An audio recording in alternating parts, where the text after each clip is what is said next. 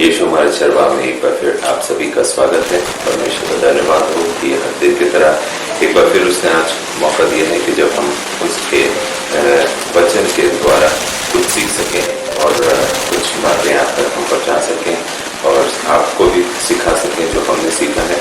तो परमेश्वर ने जो आज वचन हमें दिया है वो हमको मिलता है रोमियो की पुस्तक जो नए नियम में पाई जाती है। रोमियो की पुस्तक उसका 5वां अध्याय और उसकी 12वीं आयत। रोमियो 5 उसका 12वीं आयत। रोमन्स चैप्टर 5 वर्स 12 जहाँ इस प्रकार लिखा है, इसलिए जैसा एक मनुष्य के द्वारा पाप जगत में आया और पाप के द्वारा मृत्यु आई और इस रीति से मृत्यु सब मनुष्यों में फैल गई क्योंकि सब ने पाप किया है। परमेश्वर का वचन पढ़ा गया, इसके पढ़े और सुने जाने पर परमेश्वर आशीष और बरकत दी। बहुत अच्छी बात यहाँ पर परमेश्वर के वचन में बताई गई है कि इसलिए जैसा एक मनुष्य के द्वारा पाप जगत में आया। किस मनुष्य के द्वारा पाप जगत में आया? जब हम नए नियम के पहली पुस्तक उत्पत्ति में हम जब पढ़ते हैं तो वहाँ पर हम आदम का जिक्र देखते हैं। तो इस संसार में जब परमेश्वर ने इस संसार की इस सृष्टि की रचना की थी तो परमेश्वर ने सब कुछ 5 दिन में बनाया और 6ठे दिन परमेश्वर ने मनुष्य को बनाया।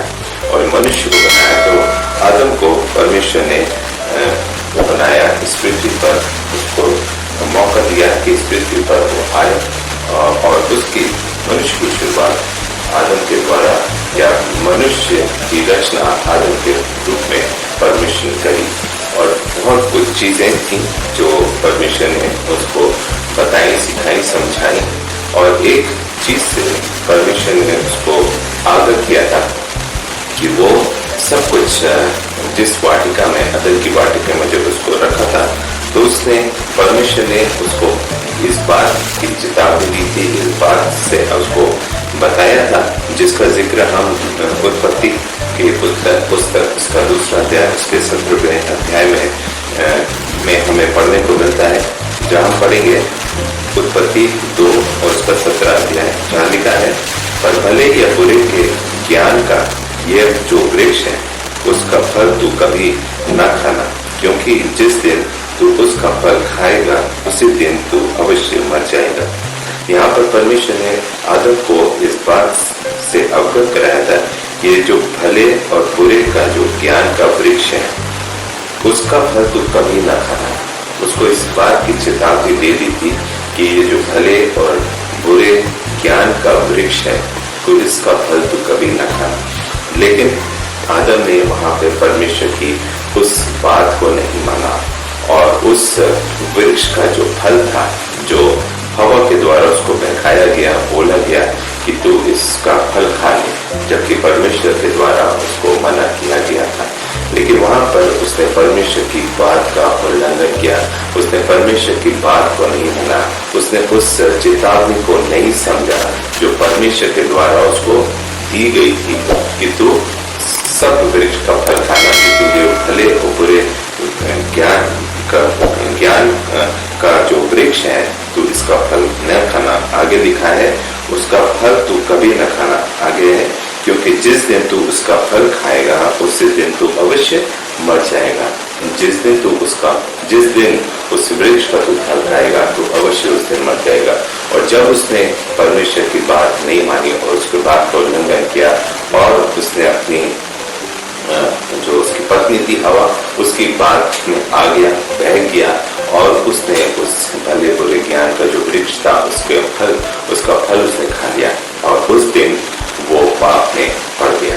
जिस दिन उसने खाया उसी समय से वो पाप में पड़ गया और जब वो पाप में पड़ गया तो वहीं से इस संसार में जो है पाप प्रवेश कर गया। यह पाप इस संसार में पाप ने जन्म ले लिया और तब से और आज तक हर मनुष्य के जीवन में कहीं ना कहीं कोई ना कोई पाप है, चाहे वो छोटा हो, चाहे वो बड़ा हो, चाहे किसी रूप का हो, चाहे हम जबान से पाप करें या अपने शरीर से पाप करें या हम अपने बातों से पाप करें, किसी भी रीति से अगर हम किसी की निंदा कर रहे हैं तो वो भी हम पाप कर रहे हैं। अगर हम किसी के लिए कुछ गड्ढा खोद रहे हैं, बुराई कर रहे हैं तो वो भी एक पाप है।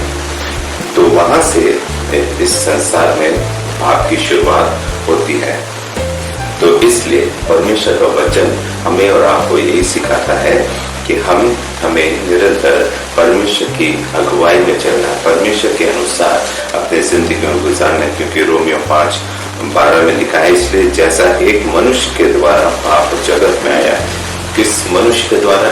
अभी हमने आपको उत्पत्ति 2:17 में बताया कि आदम के द्वारा जब उसने उस ज्ञान और पूरे वृक्ष का फल जब उसने खा लिया तो वहीं से पाप की शुरुआत हुई। तो वही चीज यहाँ पे लिखी है, इसलिए जैसे एक मनुष्य के द्वारा पाप जगत में आया और पाप के द्वारा मृत्यु आई।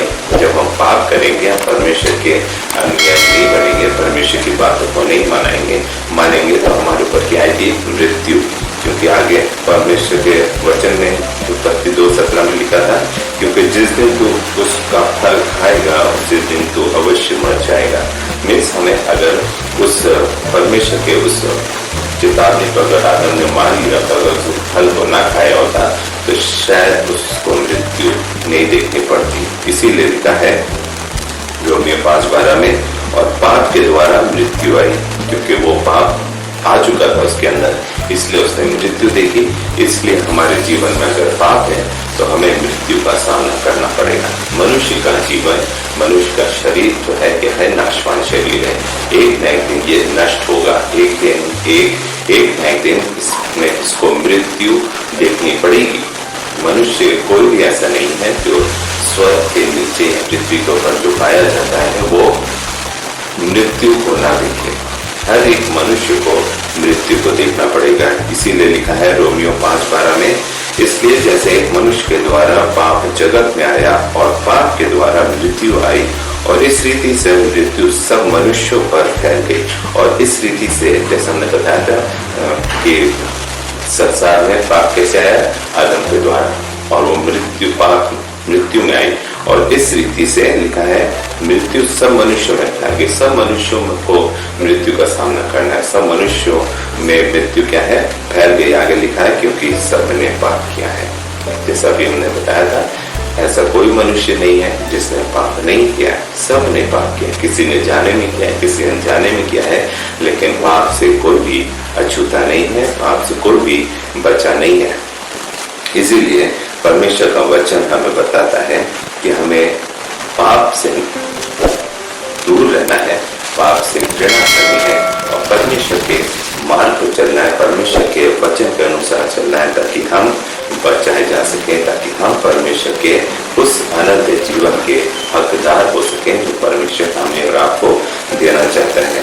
हम पढ़ेंगे याकूब 3:2 में। याकूब जो पीछे पत्रियां दी गई नए नियम में, उसमें उसकी याकूब 3:2 में लिखा है, इसलिए कि हम सब बहुत बार चूक जाते हैं। हम सब अपने जीवन में जैसे जैसे आगे बढ़ते हैं, कई बार हम लोग चूक जाते हैं, हमसे पाप हो जाते हैं। इसीलिए लिखा है कि इसलिए कि हम सब बहुत बार चूक जाते हैं। जो कोई वचन में नहीं चूकता वही तो सिर्फ मनुष्य है और सारी देह पर भी लगाम लगा सकता है। कितनी अच्छी बात लिखी है कि इसलिए कि हम सब बहुत बार चूक जाते हैं। जो कोई वचन में नहीं चूकता वही तो सिद्ध मनुष्य है और सारी देह पर भी लगाम लगा सकता है। हम अक्सर अपने जीवनों में क्या है? चूक जाते हैं। परमेश्वर के वचन को हम पढ़ते हैं, फिर भी हम क्या है? चूक जाते हैं। कई ऐसी समस्या आती हैं, कई ऐसी चीजें हमारे जीवनों में आती हैं जब हम चूक जाते हैं। और हमें चूकना नहीं है, क्योंकि हम मसीह के लोग हैं। हम मसीह के वचन को पढ़ते हैं। जो मसीह के वचन को नहीं पढ़ते वो तो चूक सकते हैं, क्योंकि उनको इस बात का इल्म नहीं है, इस बात की जानकारी नहीं है, इस बात का ज्ञान नहीं है कि परमेश्वर का वचन हमें क्या बताना चाहता है, क्या सिखाना चाहता है। लेकिन अगर हम फिर भी चूक जाते हैं तो ये हमारी नादानी है, ये हमारी नासमझ है, ये हमारी एक कमजोरी है। आगे लिखा है, जो कोई वचन में नहीं चूकता वही तो सिद्ध मनुष्य है। जब हम परमेश्वर के वचन को पढ़ते हैं और अगर हम नहीं चूकते हैं, कोई भी परेशानियों में या मुसीबतों में अगर हम गलती नहीं करते हैं, तो ही तो हम सिद्ध मनुष्य कहलाएंगे।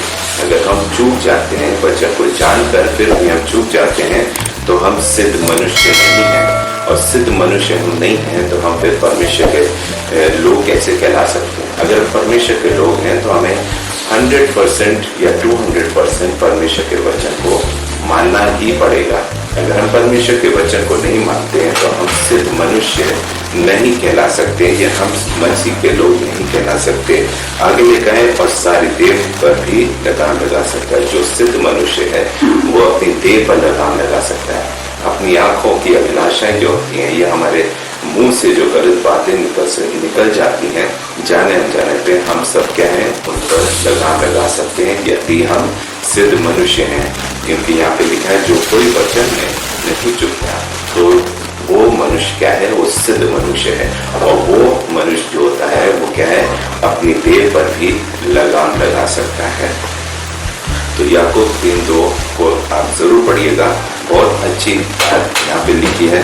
एक बार वापस पढ़ देता हूँ याकूब 3:2 में, इसलिए कि हम सब बहुत बार चूक जाते हैं, जो कोई वचन में नहीं चूकता वो ही तो सिद्ध मनुष्य है और सारी देह पर भी लगाम लगा सकता है। एक जगह से हम और पढ़ेंगे, उत्पत्ति 3:19, उत्पत्ति उसका 3रा अध्याय और उसकी 19 आयत। उत्पत्ति उसका 3रा अध्याय और उसकी 19 आयत।